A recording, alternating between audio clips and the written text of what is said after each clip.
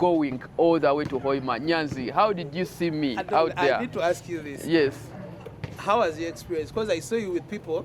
Yes, I've seen some, but I also saw some faces who have not been basketball fans. Yes. Now, so how did you get to that point? You know, getting them hooked onto the program that we are going to travel to Hoima, considering the previous day you had told me I'd cancelled it. Now coming to Hoima, I got my friends. None of my friends is interested in basketball. I know very well. Matter of fact, I struggle to call them on for games here and there. Yes. You get it? But then this time I tell them it's Hoima City.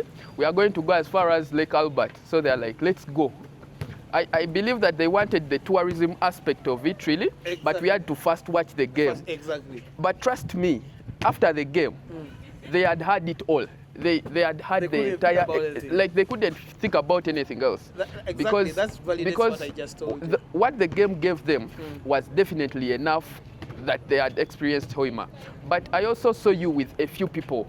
And of course for you, your people were really basketball people. I don't know if it is valid for me to ask how they get there with you.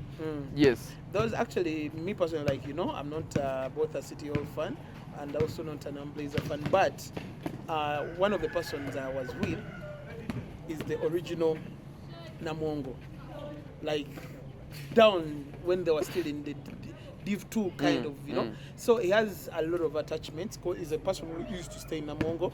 He lived there his childhood, and he joined this team when actually the initial guys who said, why not have a team?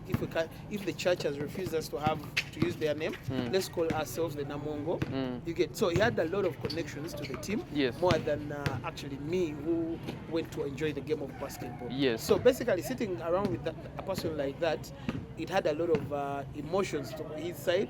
The tension was high, and I remember as we were traveling to Hoima, he kept on telling me, to be honest, the way City Oil is, it's a good team. It might beat Namongo, but I know it was just a reconciliation, just controlling your emotions. You get? Yeah. But when you look at what the City Oilers brought onto the game and what the Namongo did, I think both of them deserve that place 100%. Wow. Nyanzi, let us get to this part of the podcast where we get to look at some of the most outstanding of the events during the court or during the game. Did you see that poster dunk? Look at it. Look at it, and then you give me what you think about it. Man. Actually, people might think it's biased or anything, but that was the most beautiful dunk I've ever seen here in Kampala.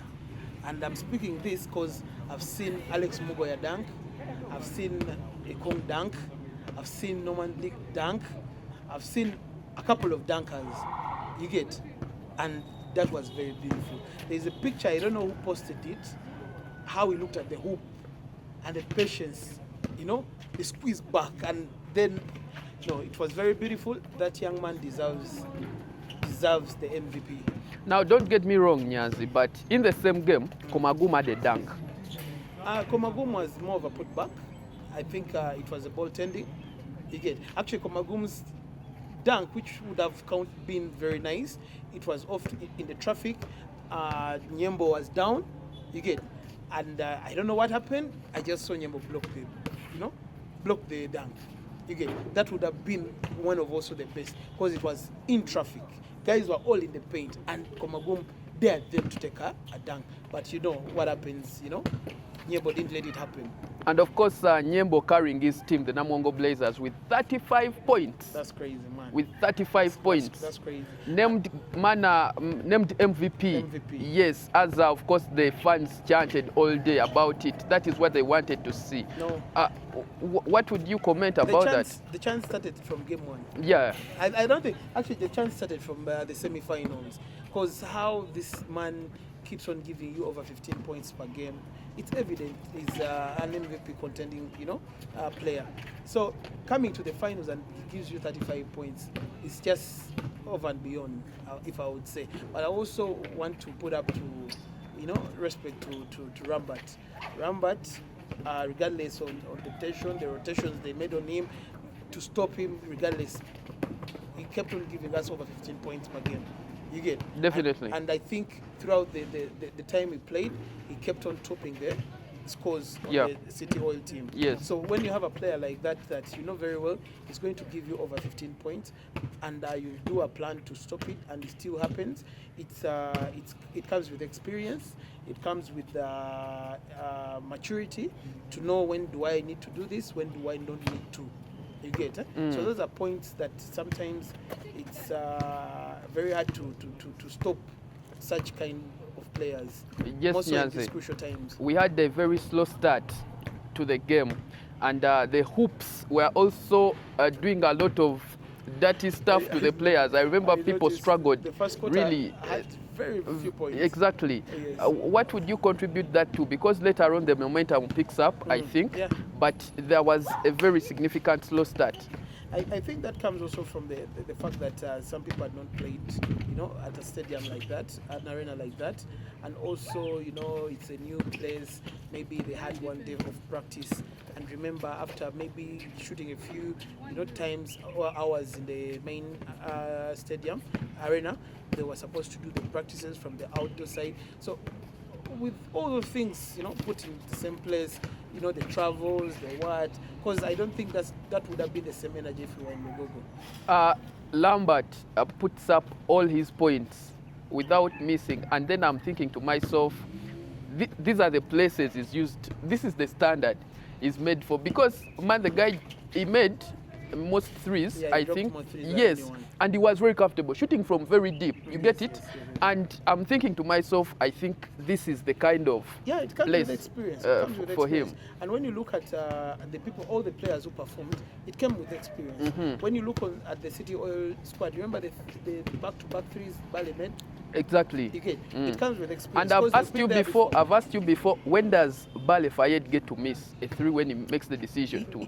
Exactly. So that's why I'm saying it comes with the experience and not disappointing your team. He literally forces the extra time, Yes, Bale. yes. Because Actually, the lead was a bit of comfortable until when he starts to drop those ones. very true. Because I saw actually at one point I thought it's gone. Then when Bale came in, things just changed out of the blue, and the tension, went up, and it was anyone's game at that point until Landry came and gave us the 2 free throws. Also a very comfortable, Very comfortable. That's what I'm talking about. like that assurance. Those guys have made very many mistakes that they've learned from them. And this is something that goes back to young players. When you miss, if you look at Bali, have you ever seen Bali miss and sulk? He doesn't do that. Have you ever seen Titus miss and sulk? Have you ever? Did you see Rambert miss and sulk? It's gone. Because they've learned over time that these things happen. But if you're willing to learn from them, but you saw how Kaira reacts after maybe a missed call and all that. The reaction, they throw tantrums and all that. You get that comes with experience. So it's very important every time when you're playing, and for any team out there, having experienced players on the team, people learn from them. That they've met these same moments very many times, and these many times they've met these same scenarios, they've learned from them. You get? At the end of the day, you're not going to change anything. It has already happened. So the attitude you have towards the next, move you're going to make, either pulls you down or pulls you up. This is a game that gave us full action from the start to the end. I remember Namongo Blazers calling a timeout when they have 12 seconds to the game after this guy equalizing, putting the squad to Landry. Yes, you get it. Yes. And even in the extra time, but honestly, exhaustion kicked in. I actually saw Lambert call for a timeout. Yes. That was. I think Lambert wanted. I think the timeout. From the body language, I think he wanted a certain player to come in. Not just arresting, because I know I saw Rambert the other game 5 when they went for the overtime. Was it game 5? Yes, game 5 when they went for the overtime. He still had juice in him to play, but I think some moments there are players who are required to be on the floor. Because you saw the last minute when the game was literally almost ending, I saw Kaila take a 3-pointer. Yeah. And in my mind, I'm asking myself, these are moments where you do everything. You screen, you flood the court with screens just to find your best shooter at that point in time. Then I saw Kaira jacking a shot. You get, so in moments like that, experience is very key. So Rambert was trying to call out a timeout, maybe a certain player steps on the floor. And then, but it was very unfortunate for the City Oilers when Banza, I think, got injured. Yeah, exactly. That's where I was heading next. I mean, we missed Banza. We really missed him. We missed Banza. Reflecting on last year's finals, with the performance that he put up, it was just a few minutes. Then it gets a serious. Actually, he went off with 1 foul and 2 points. You can imagine, like, how much did we miss him? You know, Banza is a pure offensive guy, like I told you, but also defense will give you. So he's not a guy who will leave the floor with maybe less than 8 points. You get, and this was the moment he needed to go extra. You get, but unfortunately, you can't determine when the things will be happening. He got an injury, and for his safety and his life, it was wise for also the bench and the team doctors who recommended that he can't go back. And I think from the few pictures we saw, there was a little bit of a swelling. But at the end of the day, sports is like that. There's always an emerging winner, and the other person will take the loss. But coming to a 7th series, unlike last season, where we had the 2-4, and the 4, it was literally a sweep. It's amazing having a game 7, because before that, most of the times we've had more sweeps over the time than today that we saw a game 7. Wow. Now, as we wrap this up, Nyanzi, it is true that the Namongo Blazers get their 2nd championship, a back-to-back. What kind of message does this send for the rest of the teams, and what does it mean for the NBL?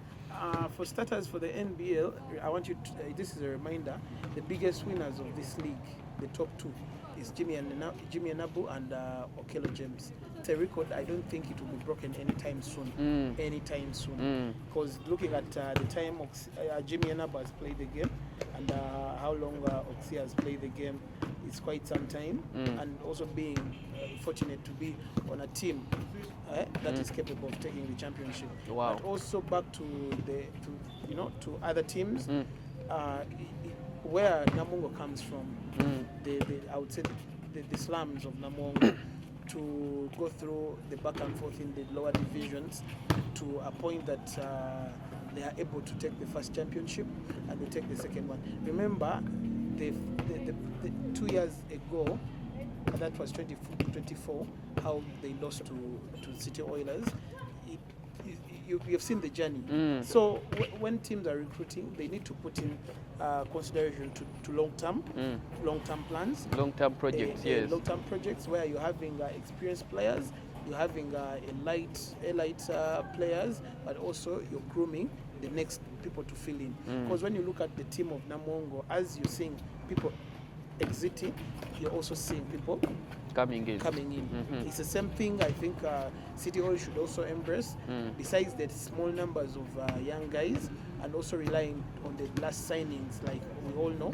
I think it will be proper as your old players are getting out, start rebuilding. Start rebuilding. Rebuilding means some sacrifices, some losses, some wins. You get, but at the end of the day, it's either you purchase the best players to be part of your team, or you need to groom a team that will be there. Wow. Yes. And I think, Nyanzi, as we wrap this up, you will let me out on the emotions that Nyembo exhibited on that day, including their famous chant of Omuchere. And most people were saying, can you even speak? It doesn't give out any emotion during those games. And now this time round, they are singing very rapidly, they are singing a line that here, and that is it all from us. I'm always here with Nyanzi at our Lifeline Arena podcast. Follow us, leave us with a comment, and let us know some of those topics that you could be interested in, and the people you think we can host here for you for your information. And Nyanzi,